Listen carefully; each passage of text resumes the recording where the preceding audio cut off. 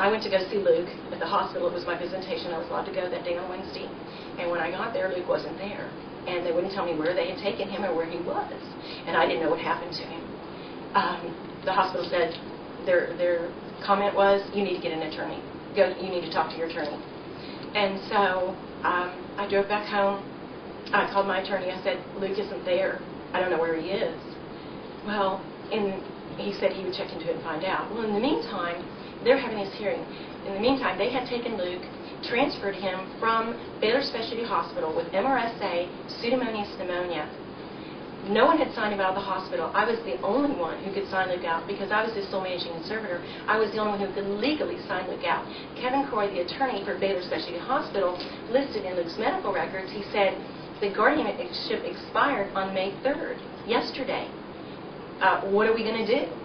And today was May 4th.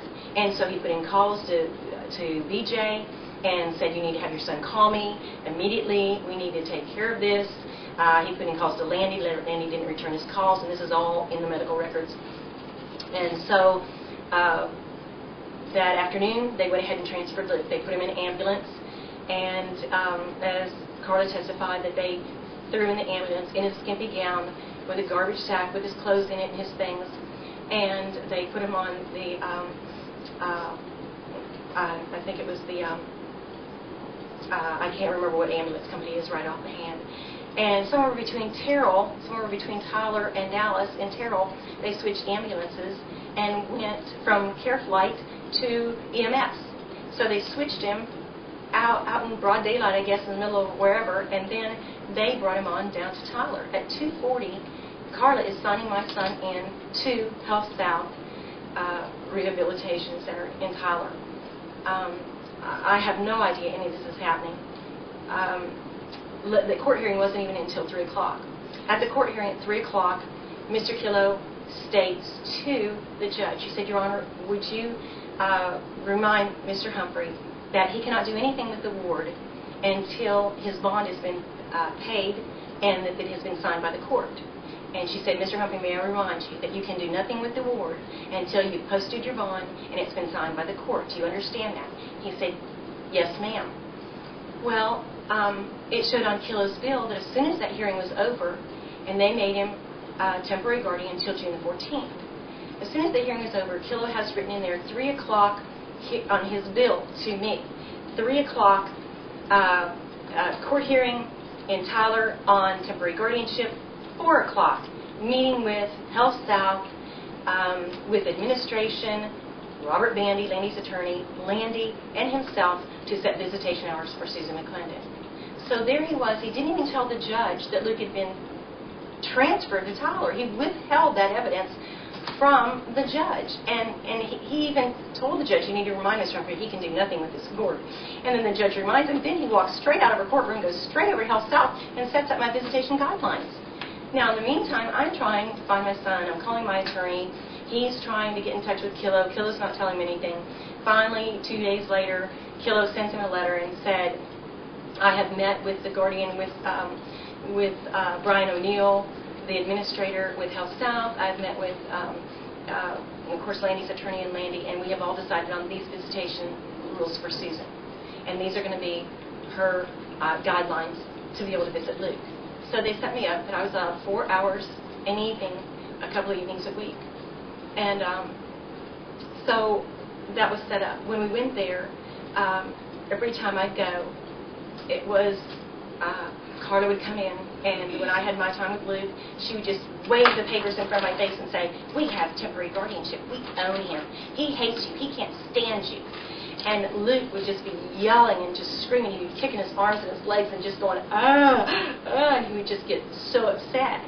And then Carla would leave. She would go out down to her friend who was the nurse supervisor, and a young girl, and she would tell her that I was making a scene and that I was upsetting Luke, and they would come and tell me to leave.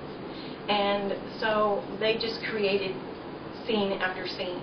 And of course, then when Luke, I went to visit him, I closed his drape, and because the air conditioner, to keep it cool on his side, because he would just be so hot and sweat profusely. And they came in and ripped the curtain back and said, you're not allowed to have that curtain closed. And I couldn't understand. I was like, what? And I said, I do that because it's hot in the room, and at least he's right next to the air conditioner and he can be cooled off. And we did this at the hospital because over at Baylor Specialty, because the older man was 80 years old next to him and he would be freezing, and so he closed the blind. But at all times, there was a closed-circuit camera right up above that shone right on Luke.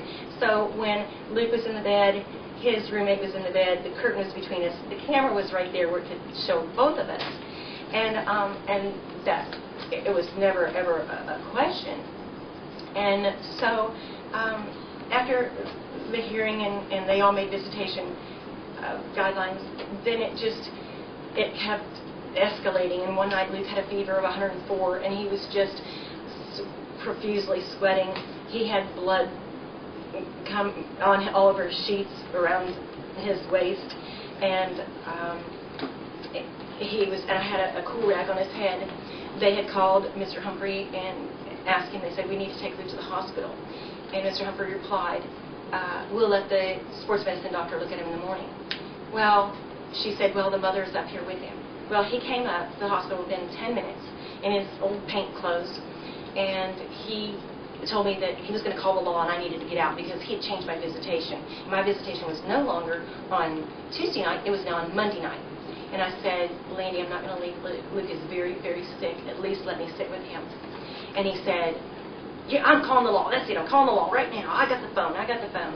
And Luke started to scream and started yelling, and I was trying to calm Luke down. And I had a tape recorder. I set the tape recorder there when Landy walked in because I knew it was going to be ugly. It was every time Landy came around.